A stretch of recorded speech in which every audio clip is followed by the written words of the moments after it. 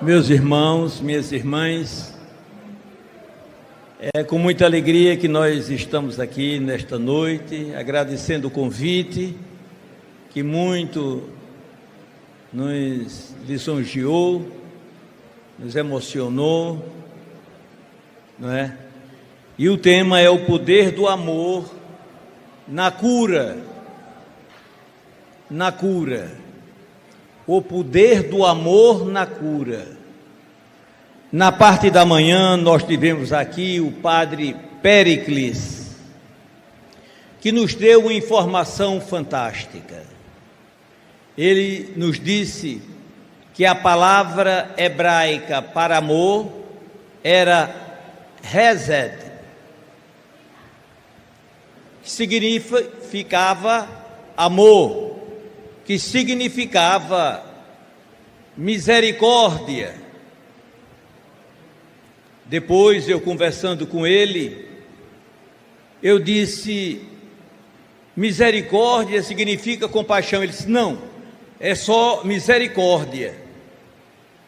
Aí eu disse: mas eu acho que o nosso dicionário, Aurélio, expande o significado da palavra misericórdia. E fui ver chegando em casa, e realmente a palavra amor significa misericórdia, compaixão, piedade, ter pena, ter dó, da miséria alheia. Jesus nos ensina a lei do amor, a lei do amor, essa força poderosa que flui, que emana do coração do autor da vida, do Criador da vida, o meu Criador, o teu genitor, meu irmão, o meu e o teu Pai. Jesus, logo após a ressurreição, quando Maria Madalena vai ao seu encontro, ele lhe diz: não me toques, eu ainda não subi para o meu Deus e para o teu Deus, para o meu Pai e para o teu Pai. Que beleza, que verdades profundas nos foram ensinadas e que parecem ainda nos dias de hoje entrarem por aqui e saírem por aqui. Jesus vem nos dizer o que a física quântica nos diz hoje, que tudo no universo é vibração, que tudo no universo vibra, que tudo está em tudo, porque tudo é onda, como a superfície do mar imenso. Tudo está interligado. Aliás, os espíritos dizem a Kardec: tudo está em tudo, meu filho. E Jesus nos diz isso lá em João, no capítulo 14.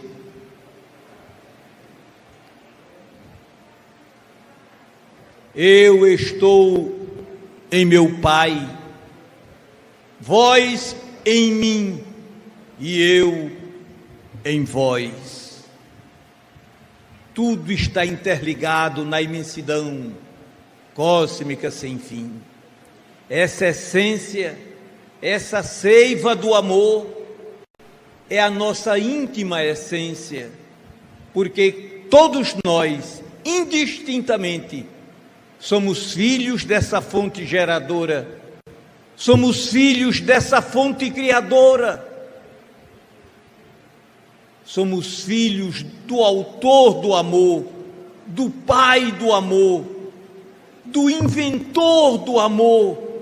Essa substância é a nossa essência íntima, ela repousa na intimidade do nosso ser, não é?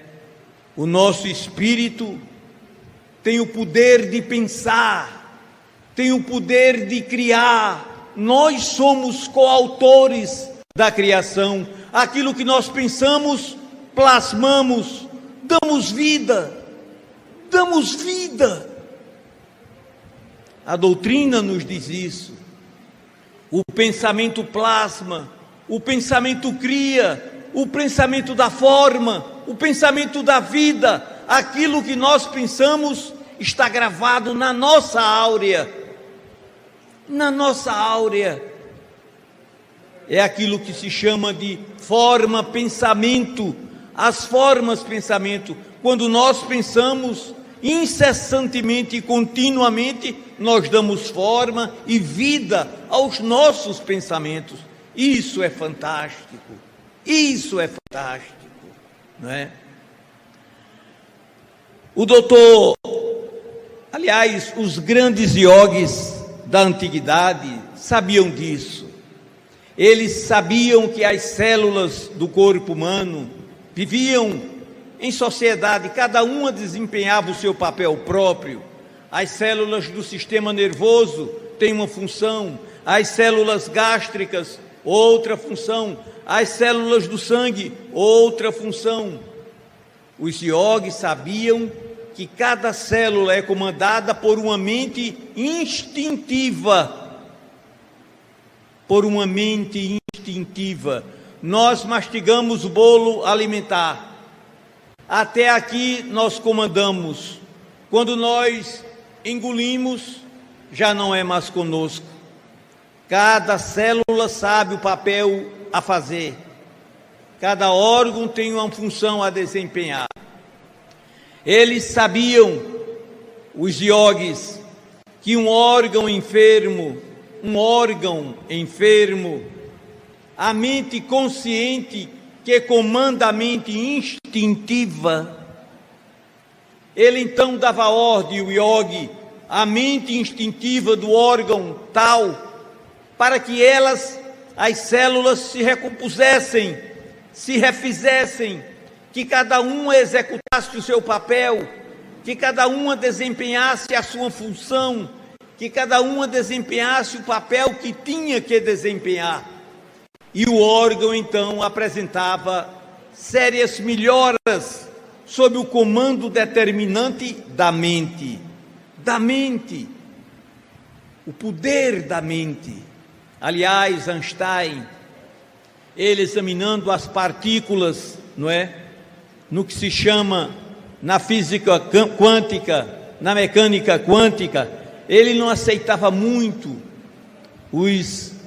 as descobertas da mecânica quântica, não é? Ele relutava um pouco quanto a isso, mas eu tenho a impressão que ele meditava, porque na mecânica quântica as partículas elas aparecem e desaparecem com rapidez fantástica.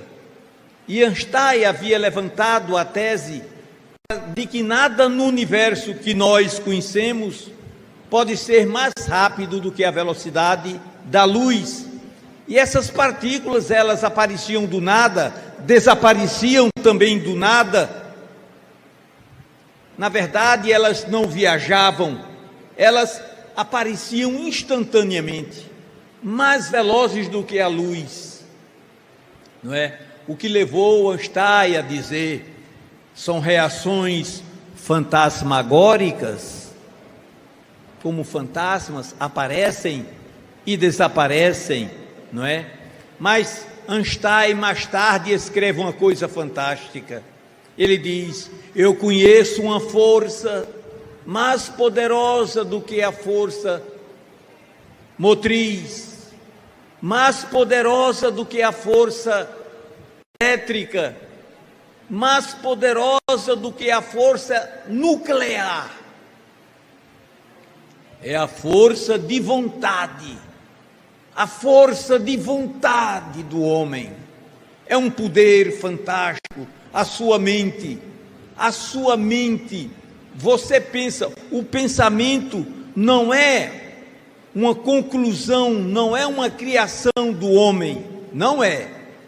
O homem já nasce pensando, dorme pensando. Nós sabemos que a mente em nós é um patrimônio divino. Ela flui da mente cósmica universal, que tudo interliga na imensidão cósmica estelar. Dr.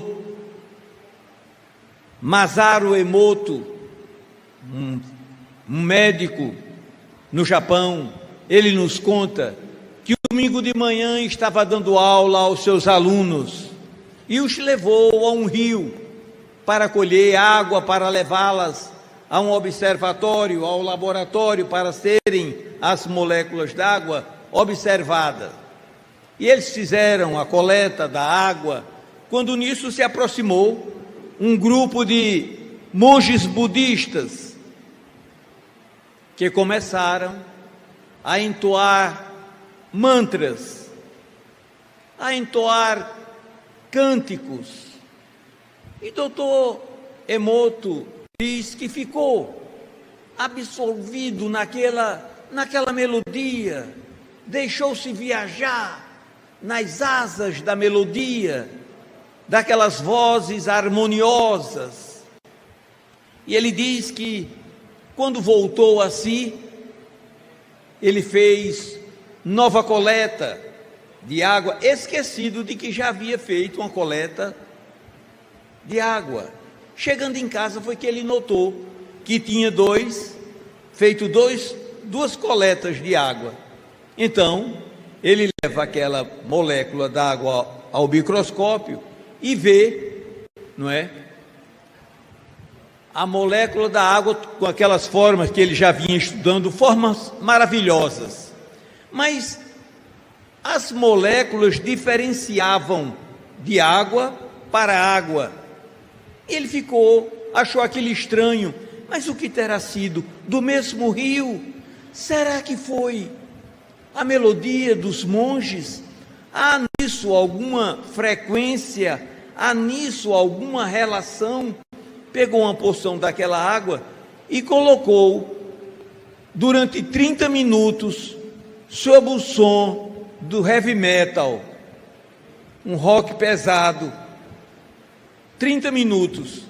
E depois observou as moléculas d'água. Elas haviam tomado uma forma estranha, uma forma talvez um tanto grosseira com relação aos formatos anteriores. Aí, porque a molécula d'água, ela tem memória, né? Ela é mnemônica, ela guarda memória. E o nosso cérebro é formado de 70% a 80% de água. Aí doutor Masaru Emoto concluiu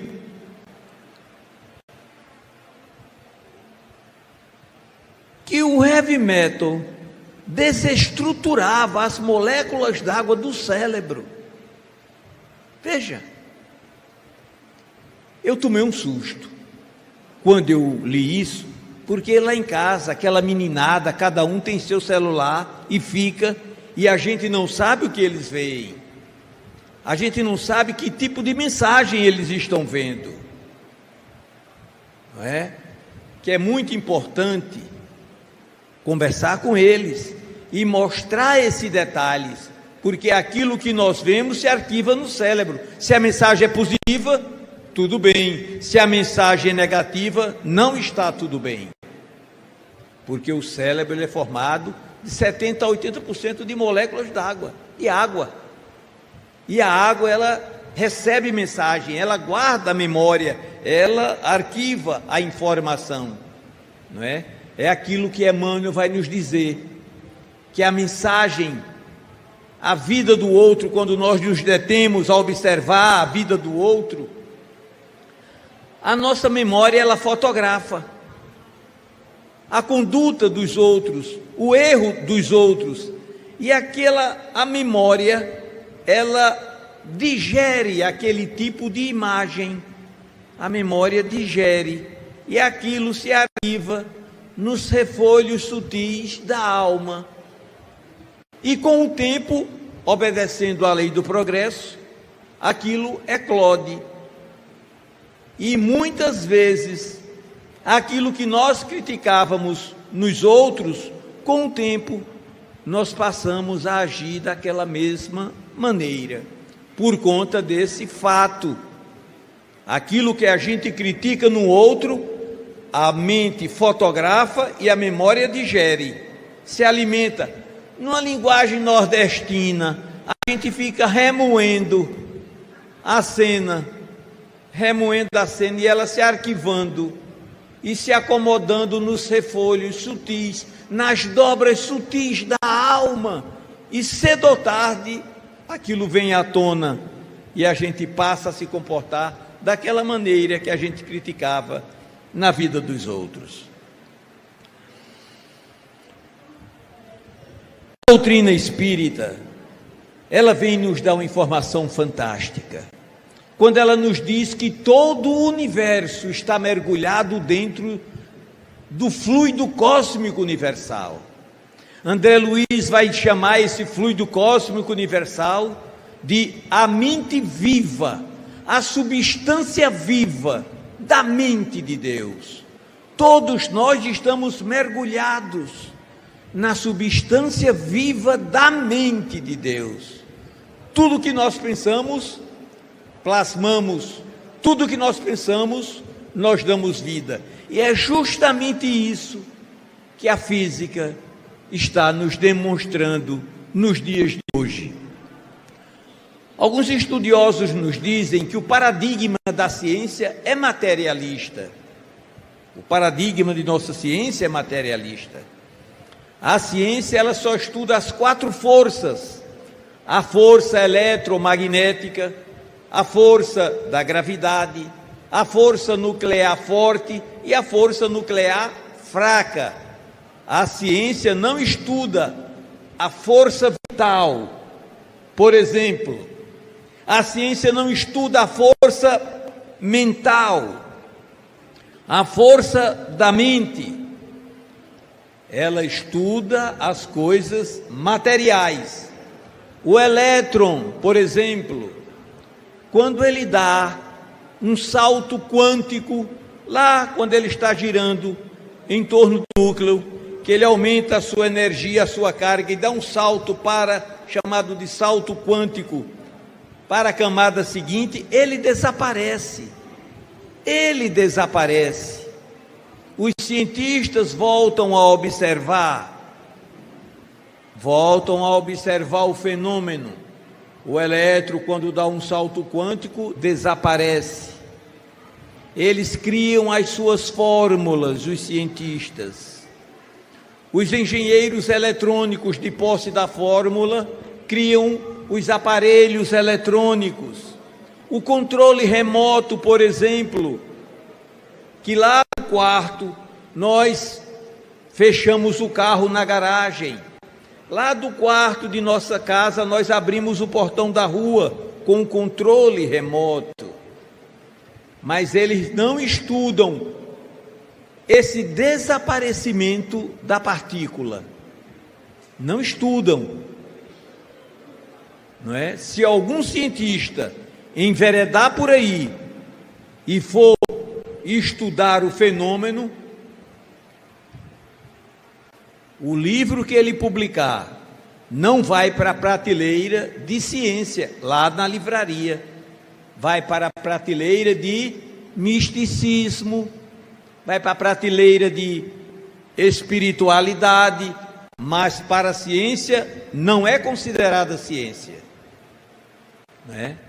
Os cientistas, observando o efeito da dupla fenda com efeito retardado, observaram que o elétron, ele se comporta como uma partícula, como um corpúsculo, e se comporta como onda.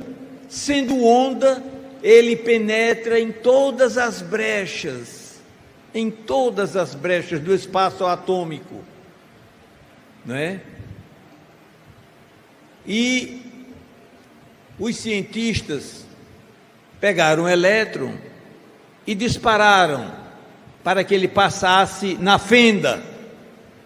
Ao partir o elétron, os cientistas alteraram a posição da fenda. O elétron partiu, eles alteraram automaticamente a posição da fenda. O elétron se comportou do jeito que o observador, o cientista, queria que ele se comportasse, fizesse aquilo que o cientista queria que a partícula fizesse. Eles se assustaram,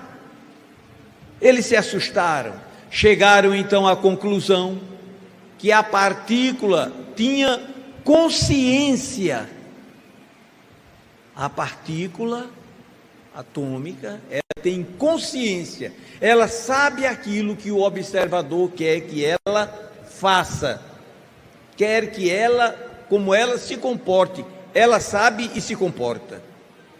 Os cientistas pegam duas moléculas, duas partículas, dois elétrons, por exemplo, de mesma camada, e fazem um entrelaçamento entre eles, entrelaçam aquelas partículas, separam e soltam.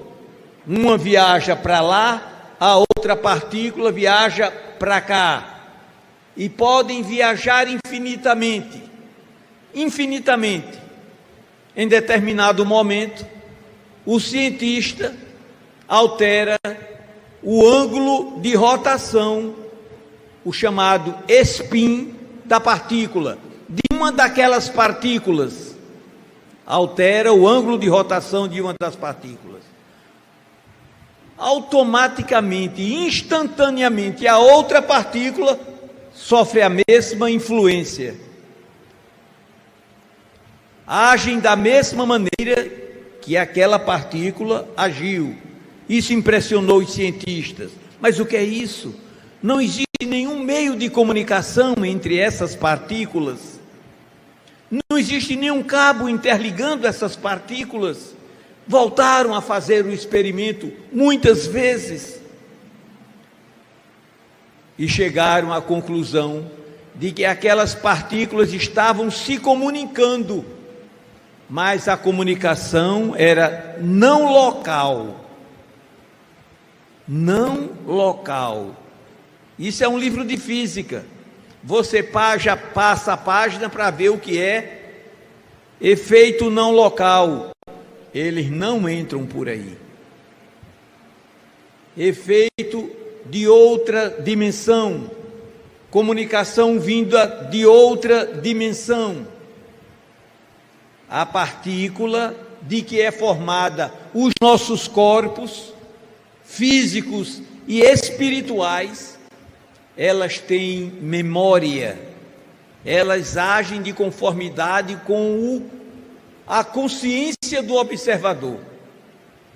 Veja que coisa interessante. Isso é a mecânica quântica que está provando e demonstrando isso exaustivamente, que vem casar, que vem corroborar com a teoria espírita de que aquilo que nós pensamos, plasmamos. E o que é mais impressionante, os cientistas chegaram à conclusão que no campo quântico não é físico esse espaço. As partículas viajam para frente e para trás, para o futuro e para o passado. Para o futuro e para o passado, numa velocidade fantástica, não é?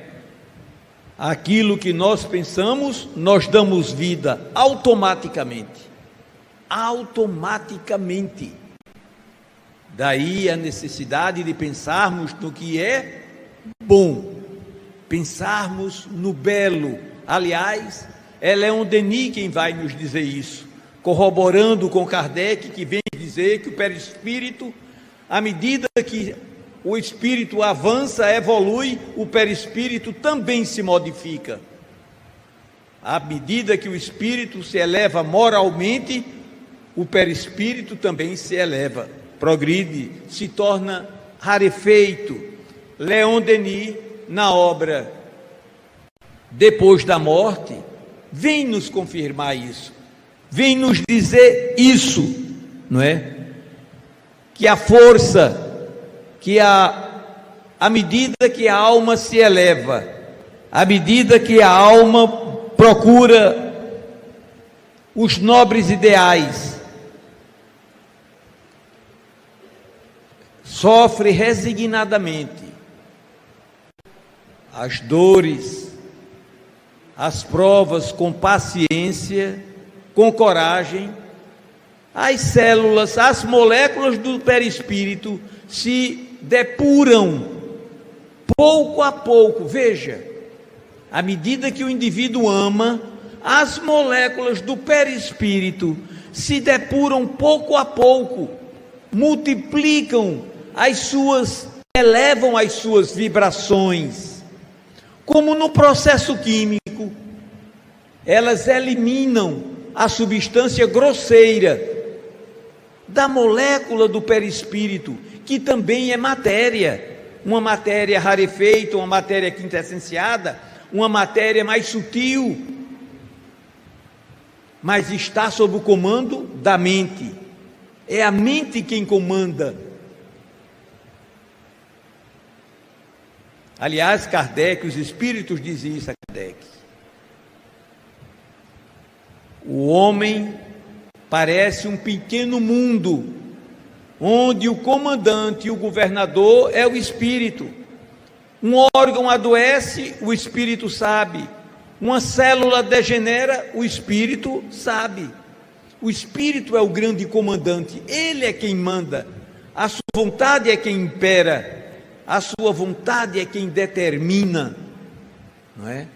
Daí, nós, cada um de nós, trazermos em nós possibilidades fantásticas, possibilidades maravilhosas, né?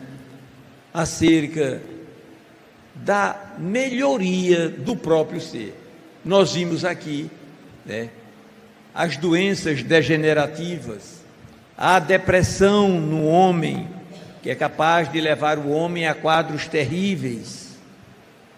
Mas tudo isso, na verdade, nos parece ser distância da vivência da genuína mensagem do Cristo.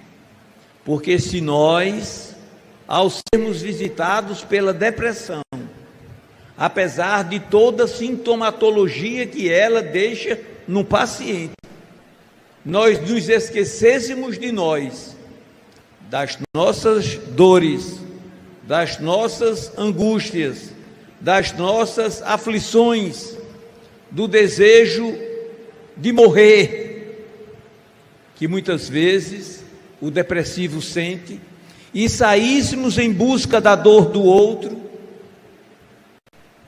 E aqui tem um componente extraordinário. É quando você se lembra da dor do outro.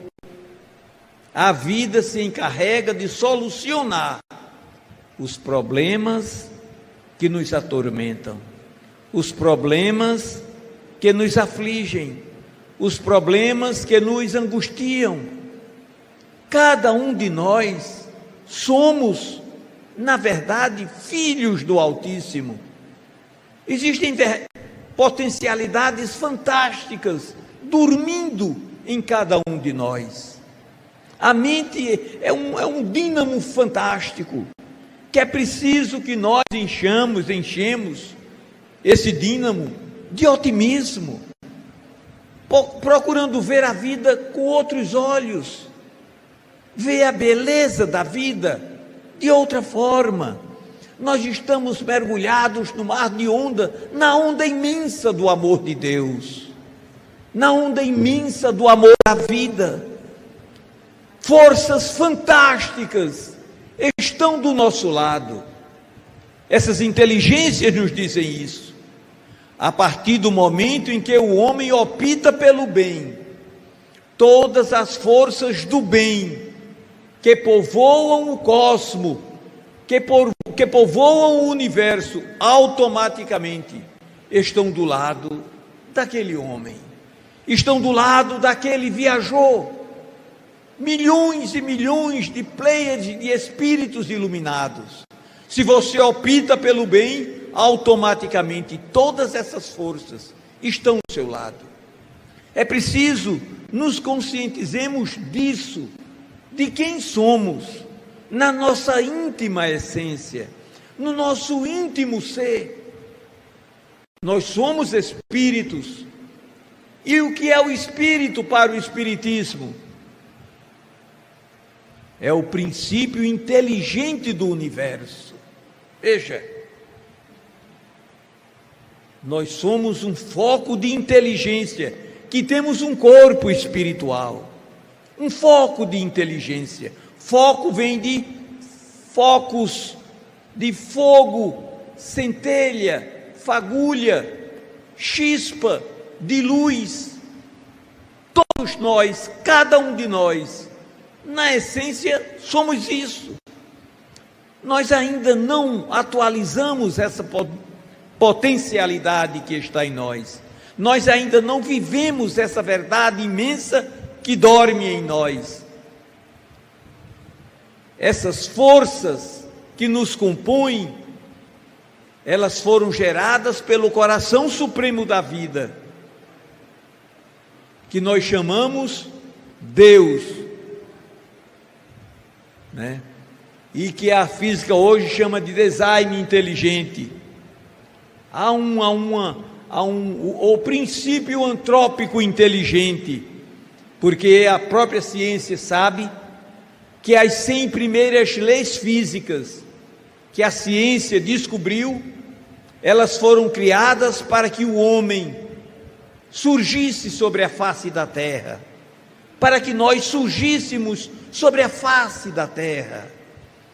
A vida não está entregue ao à toa, a vida tem um dono, a vida tem um criador, a vida tem um autor, a vida tem um pai, a vida é feita de uma inteligência suprema. Existem leis que regem o universo e não foram criadas pelo homem. O homem não sabe de tudo, o homem não entende tudo. A mente que criou o homem, ela abarca o infinito e é por isso mesmo infinita. Essa força aí nos gerou, nos criou o mínimo possível para que cada um de nós fizéssemos de nós o máximo possível. Nós somos herdeiros dessa fonte generosa. Essa fonte generosa nos ama verdadeiramente. Nós vimos de manhã aqui o Padre Péricles, e eu achei interessante e queria até fazer um comentário. O reverendo Péricles, não sei se vocês observaram, toda vez que ele falava, vocês já ouviram falar numa passagem que tem assim? Vocês conhecem uma passagem assim? E houve um momento que ele disse assim, eu estava sentado lá de trás, aí ele disse assim, vocês já ouviram a parábola do filho pródigo? Quem não viu, levante a mão. Todo mundo manteve a mão baixa, mas em determinado momento ele disse, alguns levantaram.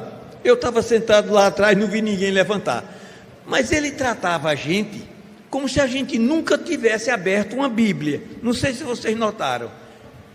Ele me pareceu uma pessoa fantástica, conversamos bastante, mas ele contou a parábola do filho pródigo, que é importante relembrar aqui, não é? O filho que pede ao pai a parte da herança que lhe cabe.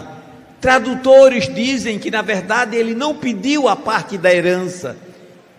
O texto significa, pai, dá-me a parte da vida que é minha, a parte da vida que é minha. Foi e acoplou-se aos prazeres do mundo, acoplou-se às paixões do mundo, perdeu tudo quanto tinha, e a vida sabiamente pegou na pontinha da orelha dele e torceu com aquela educação, botando ele na ponta dos dedos. Foi tomar conta de porcos, se alimentava da lavagem dos porcos, das favas que eram atiradas aos porcos, e se lembrava da casa do pai, da casa do genitor querido, até que vida um esforço e volta para a casa paterna, volta, e o pai, morrendo de saudade, não tirava a vista lá da beira da estrada ao longo, quando de repente viu alguém se aproximando. É meu filho, e corre ao encontro do filho, abraçou com todo o amor do coração de um pai, e o filho, aprendendo a lição, disse: pai, perdoa-me, eu não sou digno de ser chamado de teu filho, eu desobedeci, pequei diante de Deus e diante de ti, não mereço ser chamado de teu filho. Ele chamou os criados e disse: matai o bezerro mais cevado que nós temos, vistam nele a roupa mais preciosa. Isso aí nos mostra o amor do pai pelo filho, de papai do céu por cada um de nós.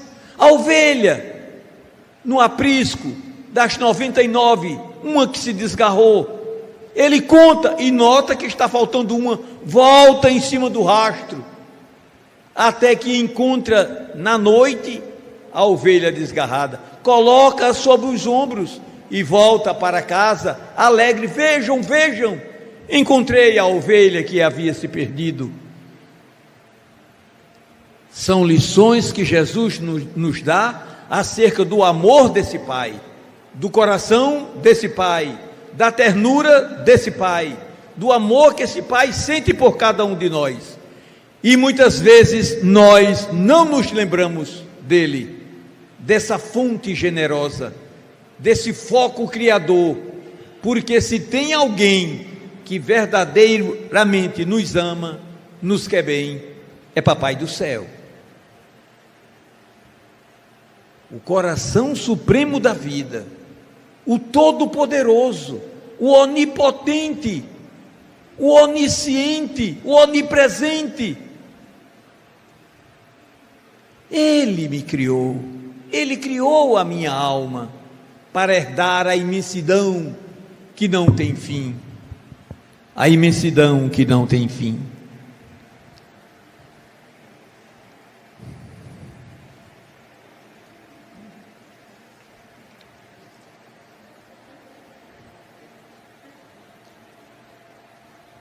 Há um físico na Universidade de Stanford, Dr. Maury Gell-Mann,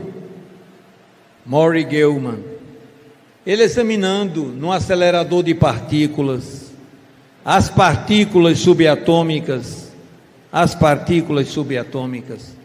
ele teve a oportunidade de escrever: não é possível existir nenhuma partícula subatômica, por mais elementar que ela seja, sem que essa partícula, corresponda a um agente estruturador estranho ao domínio físico, pois só assim poderemos explicar a existência dessa mesma partícula a partir da força cósmica em expansão.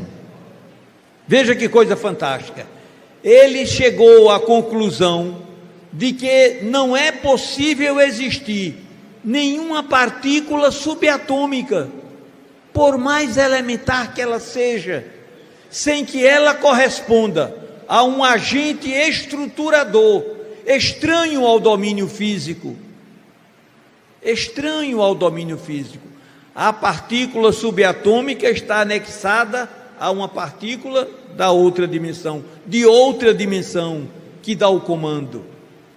Então, meus irmãos, nessa busca em que todos nós nos encontramos, nessa jornada em que todos nós caminhamos, nessa estrada em que todos nós seguimos,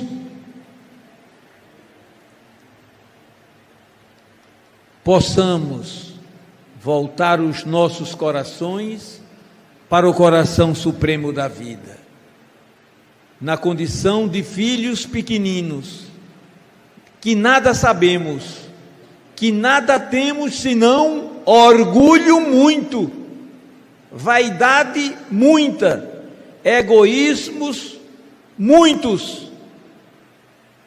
Possamos nos reaproximar desse coração, dessa força, desse amor supremo da vida.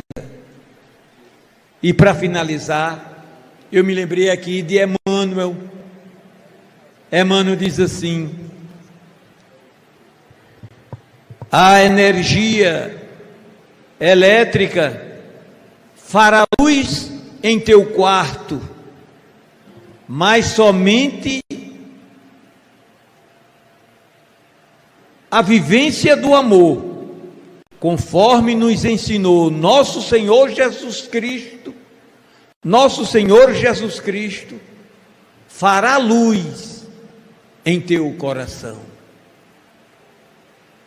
Muito obrigado pela atenção. Uma boa tarde a todos.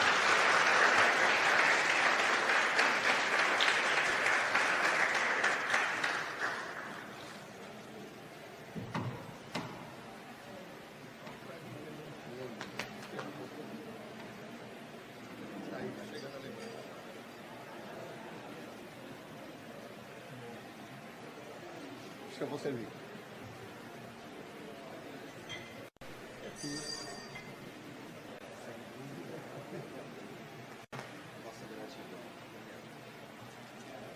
Gente, boa noite a todos.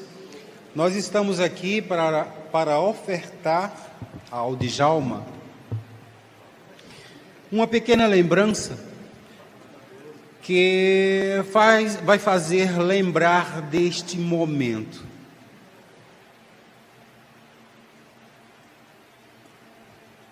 Um momento que entra na nossa eternidade. Aquilo que construímos hoje e fazemos as escolhas, elas fazem parte da nossa eternidade. Então, que cada palavra, que cada momento, que cada instante refletido aqui e prontamente desenvolvido, possa energizar esse momento e que eu passo às mãos dele essa lembrança.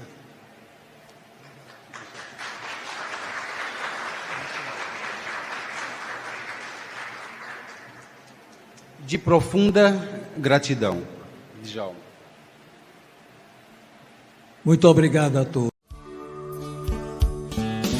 Pense sempre em vencer, procure se ajudar, levante-se desta cadeira com a fé verdadeira e diga: eu vou melhorar. Conheça o Centro Espírita mais próximo de você. Acesse tvchicoxavier.com/Casas Espíritas. Saiba sua localização e os horários das reuniões públicas.